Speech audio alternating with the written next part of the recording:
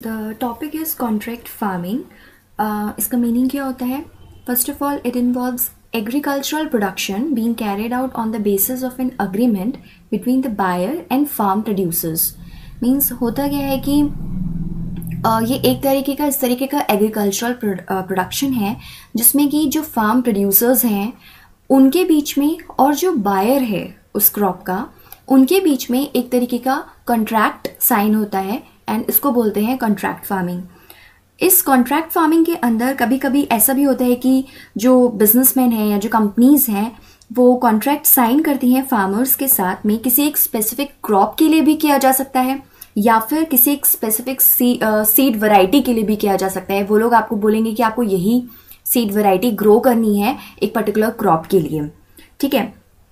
तो कहीं ना कहीं हम देख रहे हैं कि फार्मिंग में, एग्रीकल्चर में प्राइवेट सेक्टर का इन्वॉल्वमेंट हो रहा है कंपनीज के थ्रू। अब इंडिया में क्या है, it entered this contract farming entered in India in the early 2000 जो हमारा ये शुरू होता है। जैसे पेप्सिको एक ऐसी कंपनी थी, it was one of the earliest promoter of the contract farming model in India. PepsiCo पहली ऐसी वन ऑफ द प्रमोटर थी कॉन्ट्रैक्ट फार्मिंग की इंडिया में। अब दो इम्पॉर्टेंट चीज दैट इज कॉन्ट्रैक्ट फार्मिंग की एडवांटेजेस क्या हैं एंड इसकी डिसएडवांटेजेस क्या हैं। First of all let's look eight advantages.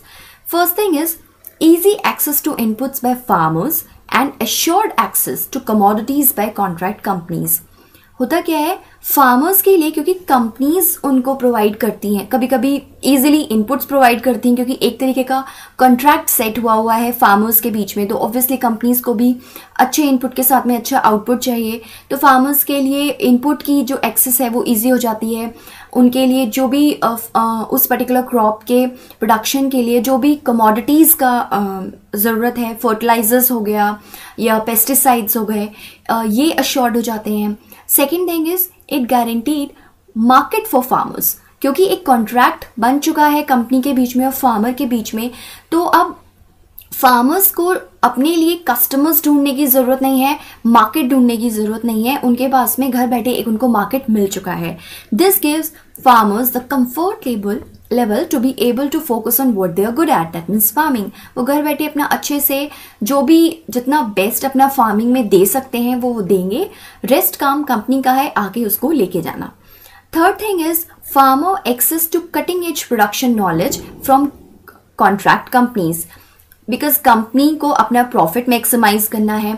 अपना प्रॉफिट मैक्सिमाइज कैसे करेगी, जब उसके पास में अच्छी क्रॉप आएगी या व्हाटएवर जो भी उसने प्रोडक्ट बोला है वो अच्छा आएगा, तो फार्मर्स को वो कटिंग एज प्रोडक्शन नॉलेज भी प्रोवाइड करते हैं with in this contract farming scenario.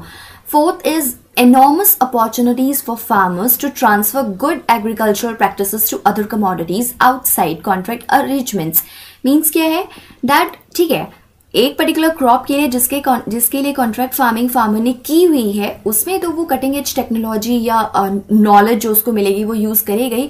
Apart from that उसके अलावा भी जो आउटसाइड द कॉन्ट्रैक्ट फार्मिंग वो जो भी क्रॉप ग्रो कर रहा है, इधर it's commercial whatever, it's like food crop और व्हाटएवर इट इज, वो वहां पे भी उस नॉलेज को यूटिलाइज कर सकता है। Next is it will free growers that is farmers from middleman and money lenders. अभी प्रॉब्लम क्या है फार्मिंग में, बीच में इंटरमीडियरीज बहुत हैं, मार्केट तक, कंज्यूमर तक, कस्टमर तक पहुंचते पहुंचते उस पर्टिकुलर क्रॉप के बीच में बहुत सारे मिडिलमैन होते हैं एंड मनी मिडिलमैन का होता क्या है कि जो फार्मर्स को एक्चुअल प्राइस मिलना चाहिए अपनी क्रॉप के लिए वो उन्हें नहीं मिल पाता है, ऑल्दो कस्टमर्स को वो चीज़ महंगी मिलती है।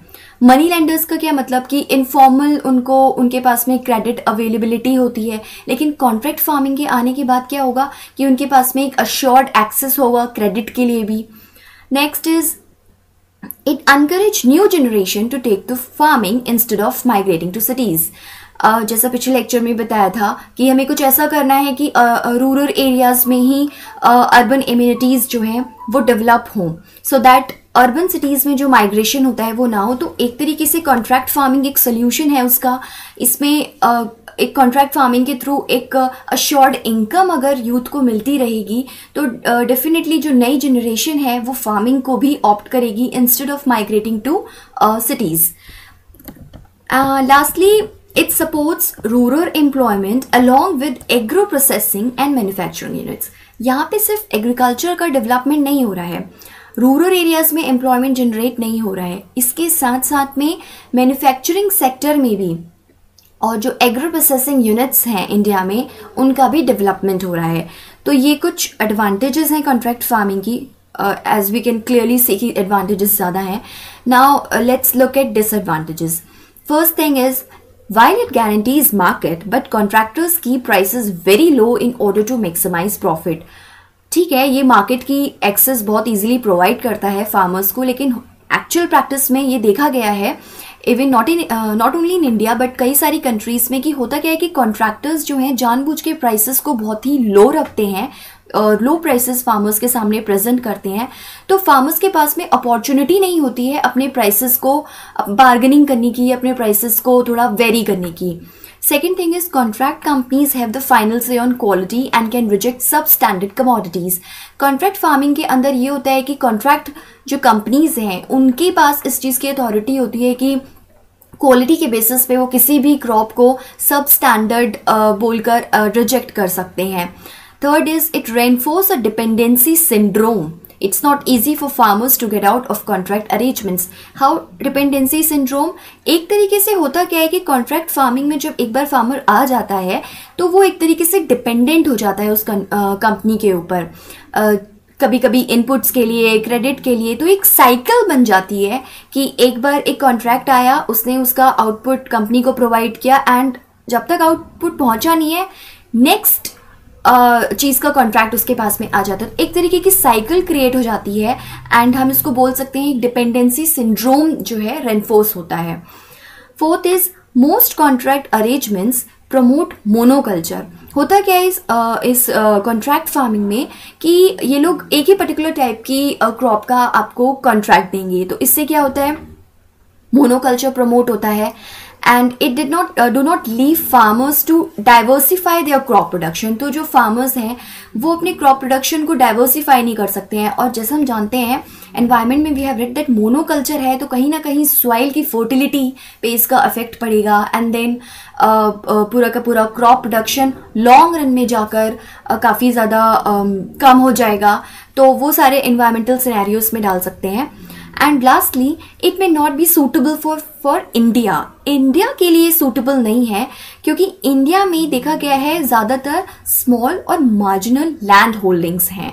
इंडिया में जो लैंड होल्डिंग्स हैं वो बहुत ही ज़्यादा फ्रेगमेंटेटेड है फॉर्म में, अनलाइक यूएसए जहाँ पे बहुत बड़ी बड़ी आपको लैंड होल्डिंग्स मिल जाएंगी और वहाँ पे कमर्शियल फार्मिंग भी की जाती है, हमने ज्योग्राफी में पढ़ा है. बट इंडिया में ज़्यादातर जो फार्मर्स एक्चुअली जिनकी कंडीशन पुअर है उनके पास में स्मॉल और मार्जिनल लैंड होल्डिंग्स ही हैं, बहुत ही कम, या रिच सेक्शन फार्मर्स का बहुत ही कम है. तो ये कुछ एडवांटेजेस एंड डिसएडवांटेजेस हैं जो मेरी तरफ से हैं. बाकी पॉइंट्स आप लोग खुद से ऐड कर सकते हो. These are just the basic points. Thank you and do like and share this.